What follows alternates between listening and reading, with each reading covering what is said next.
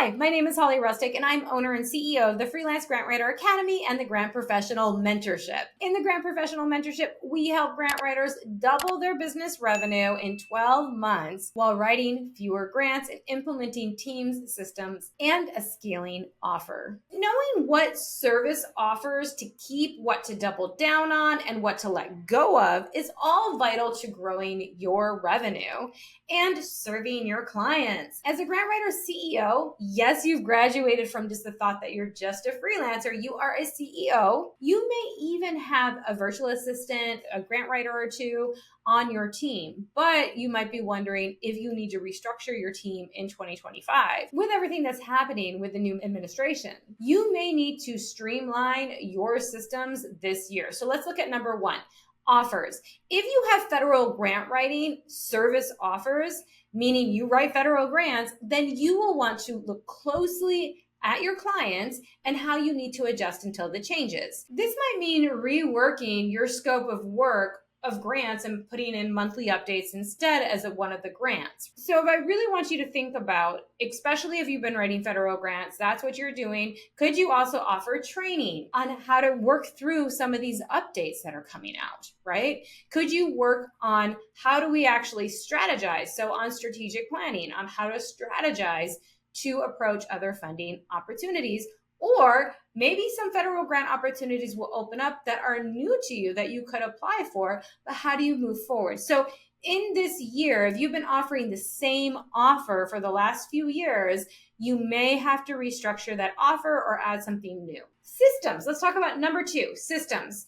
You need to create or update SOPs, standard operating procedures.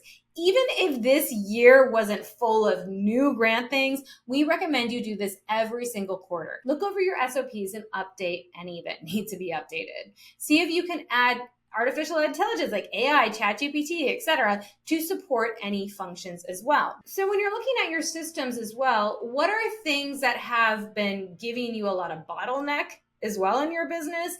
Have there things that just haven't had systems? So it really is a time to double down and say, okay, things might have been working before. How I onboarded people was very manual. How I did certain things was very manual. But now I need to create more systems and more flow and possibly more automations. This is going to be so important because I want you to be going out getting new clients, right? I want you to get out there getting new clients, and to bring them in, I don't want you to have the thought of, oh, just because it's me and just one grant writer that I hire, like we are capped at a certain number of clients. That is all of our capacity. How we can overcome that capacity ceiling, as I like to call it, is to increase your systems, right? So it is to role reset your team sometimes, and we'll talk about that in a minute, but oftentimes it also is to create just more systems in place. Some of these can be automated. For example, when you're doing onboarding, is that something you're emailing back and forth? Don't do that, right? We can actually have systems and create a checklist and have that in the shared doc, and that has to be updated. And your clients have to fill all that in when they come on, and you're not doing that. There can also be other flows of creating processes. So this also reflects to your offers, y'all, right? So when you have offers, and you may have to restructure those in 2025, so you may have to create new systems to support those offers. And this could be as simple as creating a new SOP for your grant writer to show them how to find grant prospects. Maybe you're new once again to writing foundation grants, so you may have to work through that once and go into your grant research platform and then just record yourself on Loom while you're doing it and create an SOP for that for your grant support person to come in and start doing that as well. So it's not just always you doing all the work, which leads us to number three, team. You may need to role reset some team members this year, right? Your virtual assistant may need fewer hours this year, or you may need to assign them some hours to attend webinars on federal grant updates and send you the notes.